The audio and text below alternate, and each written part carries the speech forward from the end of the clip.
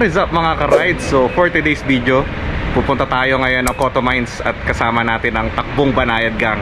So kumpleto tayo ngayon. Pero ang mangyayari, mula dito sa Quezon City, kikitain natin si Carl at si Jackie sa Monumento. Then after that, magkasama kasi ngayon si Direk Gino at si Onel. So mangyayari, nandun sila ngayon sa may Pangasinan. So ang pinaka-meet up na natin is sa Masinloc na. So biyahin muna tayo, so, kitain muna natin si Carl at si Jackie. So let's go! So yung mga ka-rides, nandito na tayo sa McDo Monumento. Bali, hinihintay na natin si Carl at si Jackie. Sabi dito, ang biyahe natin is 4 hours mahigit. 254 kilometers papuntang Masinloc Municipal. So doon natin kikitain sila direct. Mga ka-rides, nandito na sila Carl. So ang oras natin 1:15 na ng umaga. Bali, punta na muna kami sa Masinloc. Ayun sila Carl.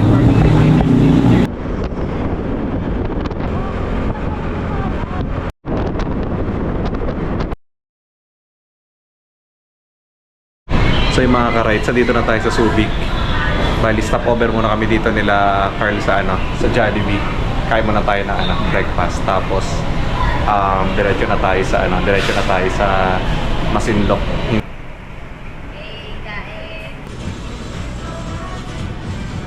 So yung mga ka-rides, mukhang walang pag-asa na humintuyo ko na. Bali, pumasok kami dito ng 7 AM sa Subic na Jollibee.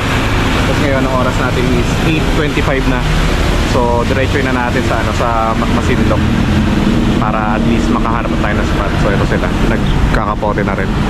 Yan.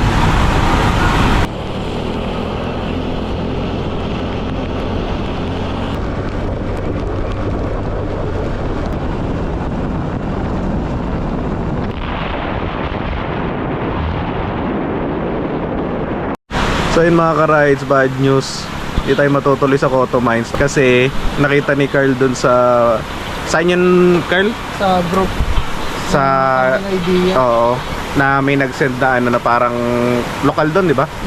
May nag-send na local doon na hindi na daw tumatanggap si Coto Mines ng mga campers kasi sobrang taas na daw. Ay, sobrang lakas ng ng current doon. So, hinihintay namin ang desisyon ni Direk dahil nasa Batad pa sila. Hintay namin kung saan kami pupunta, kung dito o pabalik na lang kami na Manila.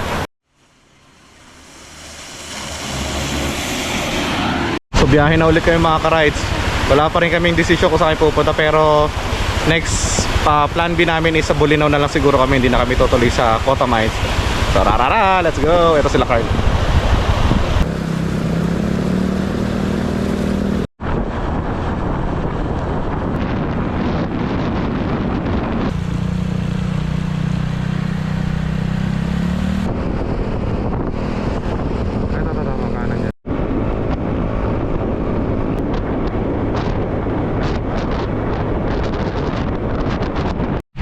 So yung mga ka-rides, magta-try pa rin tayo dito sa nandito na tayo sa Masinloc. Magpupunta muna tayo sa tourism. Tatanong natin kung pwedeng mag-overnight kahit kasi nagsabi dun sa sa parang group page na parang hindi na tumatanggap ng campers. Pero ngayon kasi is maganda na yung panahon. Tingnan muna natin kung papayagan tayo kasi overnight lang naman gagawin natin. Kinausap namin yung dito sa tourism, bali wala talaga. Ang sabi is hindi na talaga muna nagpapapasok ng camper kasi nga yung dadaanan nga naman is rough road, tapos medyo malalaki na nga daw yung butas, and malakas daw kasi yung agos, yung current nung mismong Coto Mines. So next step namin, dahil wala pang reply si Direk, baka na talaga kami Agno. So biyahe muna. So mga 2 to 3 hours ata ang biyahe natin. So kita-kits muna tayo sa daan. Let's go!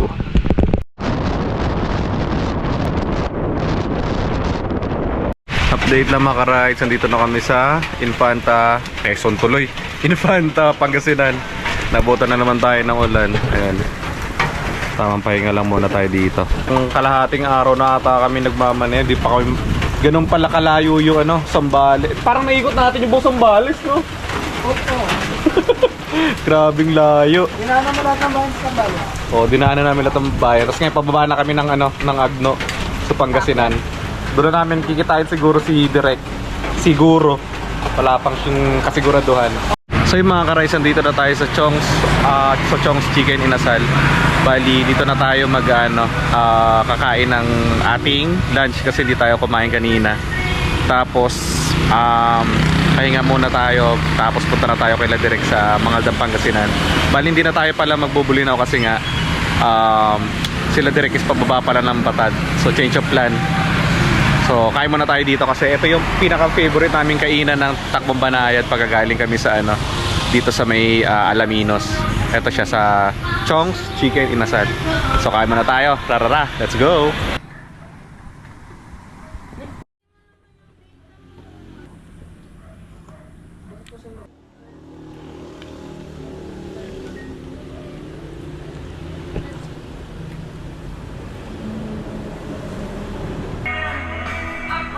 Kita ba?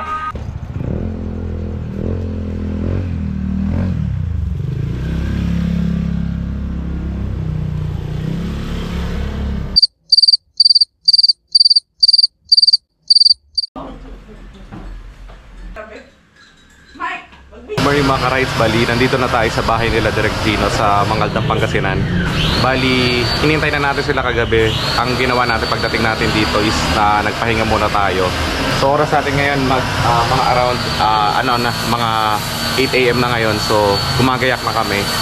Ang plano ngayon is magka-camp kami sa Daang Kalikasan. So gayak muna tayo para at least makabiyahe na tayo maya-maya.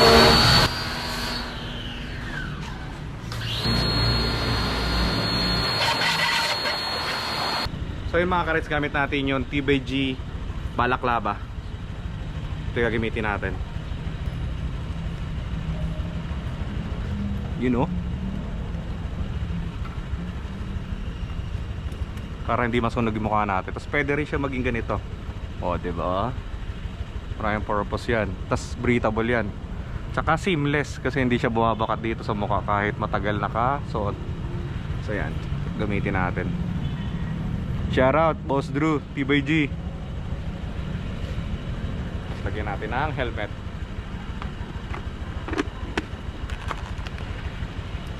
So ano na tayo? Alis na tayo.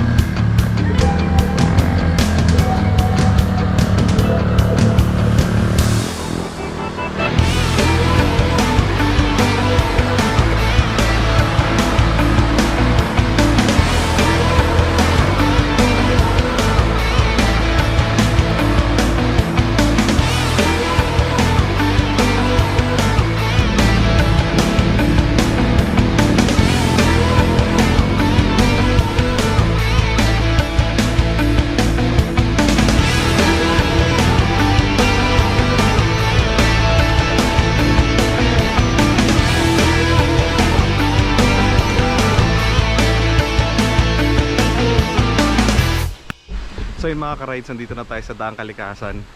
Bali, dito tayo ngayon magro-rock camping kasama ang Takbong Banayad Gang. So ngayon, hinihintay na lang namin si Onel pero dito na kami ispat diyan. Pakita ko sa inyo, setup muna kami. So yung mga ka-rides, dumating na si Onel TV. Ayan. Bro! Balik ka muna, naiwan niyo isang tarp. Balik ka muna, naiwan niyo isang tarp. Okay lang yan. Hayaan na natin. Oo. Ay, wait it.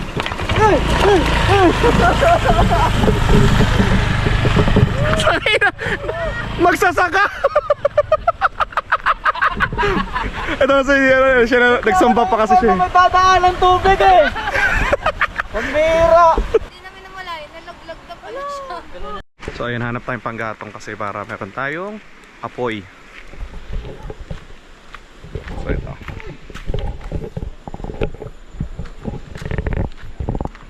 Pwede na to. Unti-unti natin. Ano pa tayo? Ayan sila. Papapoy sila.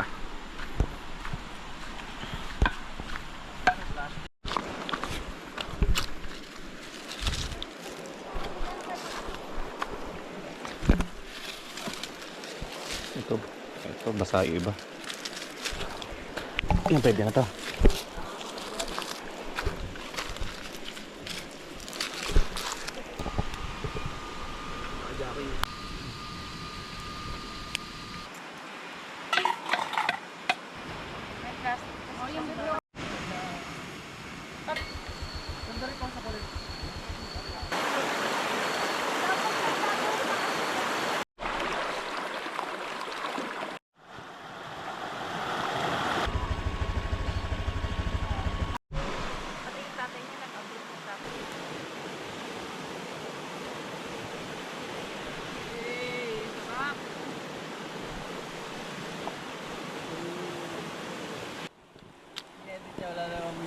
May bagong dahilan siya kay Jackie.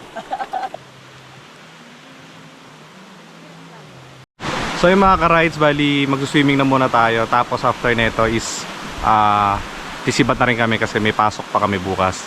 So thank you for watching. Please like, comment, share, and subscribe. And kita-kits sa susunod adventure. Rarara, let's go!